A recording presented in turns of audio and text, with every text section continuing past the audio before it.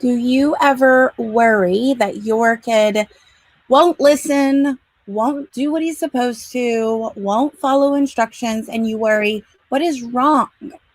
You start going down this rabbit trail of different therapies and different professionals, and your friends suggest, like, maybe something's wrong. Maybe you need to fix him or fix it or fix the problem. That's what we're going to be talking about today. I've got an amazing guest. She's going to walk us through what to do when your child has some behaviors that you can't quite understand and you're struggling to figure out.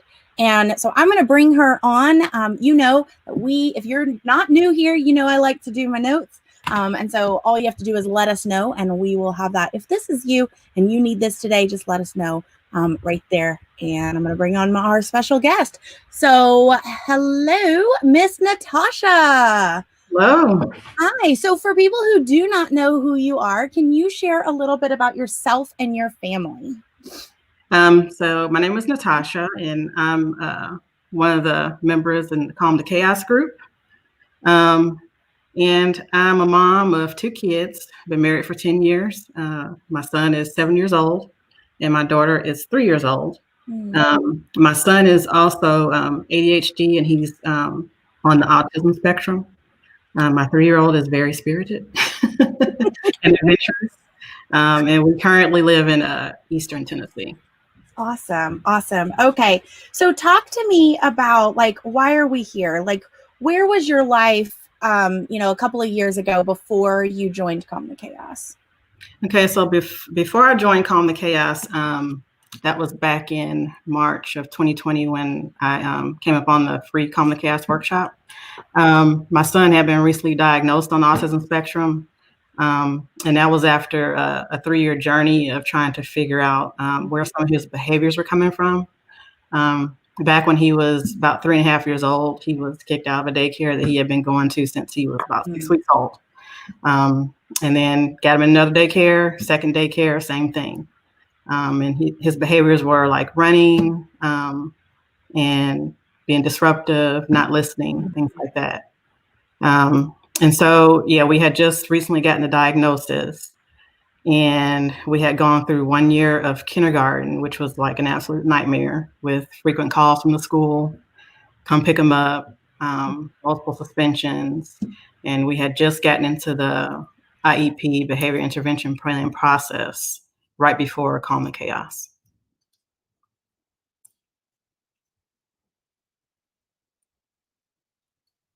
Funny thing. So here we are. We're back. Okay. So I am taking notes as we go. So kicked out of daycare, you moved, and you went through several different, professionals, and you finally got an IEP. And how old was he then? Because you said it was like a 3-year journey. Yeah, he was 6 years old by then. Okay. So this 3-year journey to get the IEP? Mm-hmm. Yes. Okay. Awesome. And what was going on at that time? So when he started kindergarten, that first week, he would do things like he would run out of the classroom. He ran out of the school a couple of times, knocking over chairs and tables when he got upset, hitting, kicking when they tried to catch him, yelling, crying, things like that. And the teachers would always say, I don't know what happened. He just started running, and he couldn't have the red crayon, and he just took off running and got upset. So you got that same message of I don't know what happened. Right. And what were you looking for when you joined? You said there was a new diagnosis, correct? Mm-hmm. And so what were some of the questions that were going through your head when you were going through all of this? So I just couldn't. So we would talk to him when he would have these behaviors and tell him, that's unsafe. You can't do that. And I just couldn't understand why he wouldn't listen or why that wasn't sticking in his mind. Mm-hmm. And so I started down the whole Googling audiobooks, Facebook groups, trying to understand ADHD and autism. Just trying to understand what may have been behind his behaviors. I love that. And can you tell us about an incident that kind of helps others kind of understand, because it's not like butterflies and rainbows, right? Like incidents are still happening. But can you kind of describe what one incident might look like? Okay. So I guess I'd start with going through the workshop and in the CTC group. I've kind of become more observant of his behaviors and what might have happened before then. There's a tool in CTC called the behavior spiral. That's been a really useful tool. And so if you know anything about the ABC, antecedent behavior consequence chart, it goes a little bit further and looks what happened before, what happened before, and what happened before. And so, for example, this week, he had an incident where he ran out of the cafeteria, and it would seem like to just the person observing that he just ran for no reason. He had gotten frustrated with opening his yogurt in his lunch. When his case manager came and talked to him, he was begging her to ask the principal if he could have more time for lunch. And so me knowing him and how he behaves and what triggers him, I know that he takes a long time to eat. And I've always thought that their lunch period was kind of short. And so to me, he was just voicing what he needed at that time. So it's like kind of taking kind of like you're backwards engineering almost, like what happened, and you're digging deeper into what happened. And how are you able to do that when you're not there at school? So I've built a relationship with the case manager and the teachers that he has. And so they understand that I like a lot of information. And so they'll either call me or send me a message through their messaging app and let me know what happened. So I love that. So you kind of are detectives together. Right. Yeah. Right. Awesome. And then you use this now, not just for school issues or advocating for him at school. You use this at home too, right? Right. So can you talk us through, because I know a lot of times people will say, well, I know what's behind the behavior, right? Like it's autism, so I don't need to trail it back out. But I just heard you say, like, well, he was frustrated. He didn't have enough time and he couldn't get them to understand him. And so now it sounds like you're really, really looking for specifics. And so can you walk us through like how this has helped at home as well? Like, has there been an incident at home that you've been able to kind of apply this? So at home, it's usually he'll have a meltdown or something from not getting something that he would like to have. And so what I've had to do in the past is like stop myself, if I can, from reacting to it. And one of the things that I've done recently is when he's in that fight flight mode, I can't reason with him. So I've gone in my bedroom and closed the door and just let him yell, and I can't hear him. And then later, sometimes hours later, I'll have to go back and try to talk to him when he's calm and try and ask him, what was going on, and you need to tell me what's bothering you and what you need. So. Yeah, and you said some questions that you ask him when you guys come together to ask or to talk to him. What are some things that you had these great questions? Do you remember them? Because I thought it was really amazing. One thing is, did I do something to make you upset? What are you upset about? And what do you need from me to help you? I like that. I like the what do you need from me to help you? I like that. And is he able to tell you? Sometimes it's usually I just got so mad and I just couldn't control it type of thing. And what does he typically need from you? For me, he just really what he wants a lot of times is just somebody to hear him out and to listen to his side of the story. Oh, I like that. Okay. So he just wants someone to really just listen. Right. And so before you go to him, I know you were talking about this spiral, and you use it here too, to kind of start tracking, like even just in your head, like backtracking and saying, okay, example. He had this blow up, and what could it possibly have been about? Could there have been something yesterday or the day before? And then you take that information kind of to him and have this little this conversation with him. We call them huddles, right? So awesome. Okay. All right. So what would you we were talking about this before we got on live, and last week when we had Anna on, she talked about this, how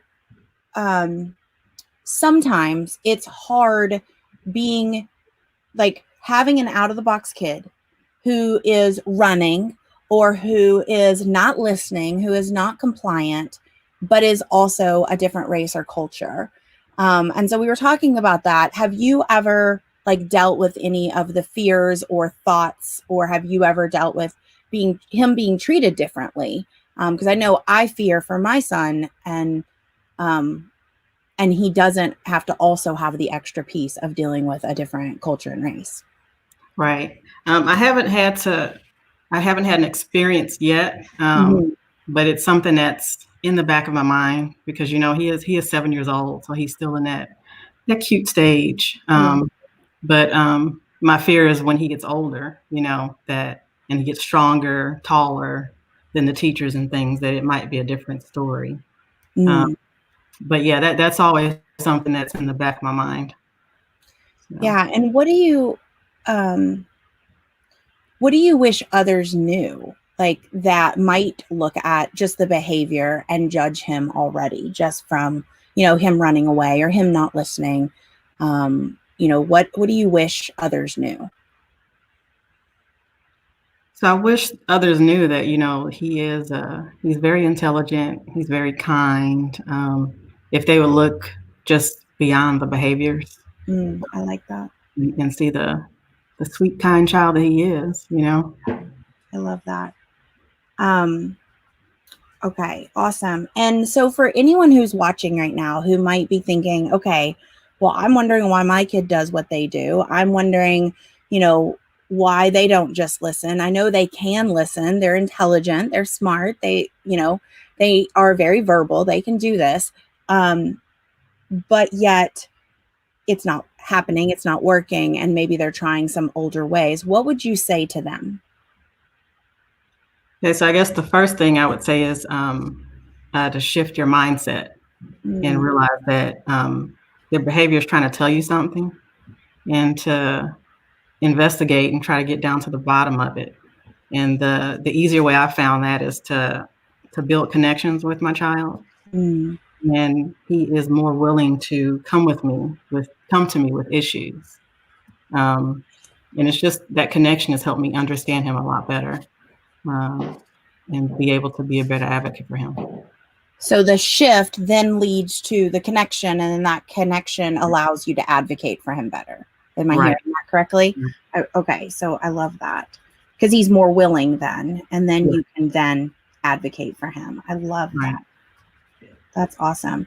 And what would you say for, we were talking, have you had any struggles with getting him the services that he deserves or needs, because he's prejudged by his behavior and who he is?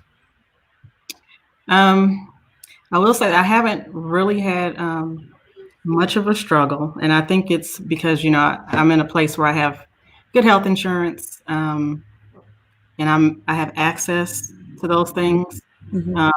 What has been hard is that there's long waiting lists for all these things, and in fact, we could have gotten his autism diagnosis earlier had we not been on a year-long waiting list. But yeah, I would say for me, I've been fortunate because I've had access to those resources. But we were talking, you worry about people who don't necessarily have that insurance or don't have the access to even this knowledge. Right. And what happens to their kids. What would you say to someone who may be watching this and feel like, wow, maybe she's speaking to me? What suggestions would you give them? I would suggest don't give up. Look out for local groups. I know here in my area, there's local groups that will offer free advocacy, and will actually attend some of those meetings with you. So I'd say get to know your child and understand the triggers and what they need. And look out for those free resources in the area. Okay, sit right here and I'll help you. Hold on just a second. Virtual schooling, here, sit here, and I'm going to help you as soon as I'm done with Miss Natasha. Okay. I know you don't have long. We're almost done, right, Miss Natasha? Right. Almost done. We're almost done. We don't have a time timer down here. Otherwise, I would set one. All right. I'll be right there. Do you want to just sit back there? You want to hug on me? All right. So we're almost done. I'm just going to put up the notes one more time. But I like what you said about just finding the resources that are in your area for the advocacy, because that's something that has been so cool to watch, is your ability to advocate for him and your ability to understand him in such a new way. And so I think that's so cool. And do you feel like a lot of that is from this like behavior spiraling it out? Yes. Getting down to the bottom of the behavior. A big piece of it. Yeah. I love that. I love that. All right. So I think that is, I mean, that really helps. Like, so those of you that want the notes, you can just put notes, and we'll be sending these over later. And we're going to be covering a lot of this inside of our Calm the Chaos workshop, which starts on Monday. Super excited about that. And Natasha, I cannot thank you enough for joining and sharing your story, being vulnerable and open, because I know that this is going to be incredibly helpful for others who are just kind of lost in this sea, especially with like virtual schooling and being in school and then having to navigate getting the services your kid needs. So thank you so much. Thank you. Awesome. All right. Bye, guys. Bye.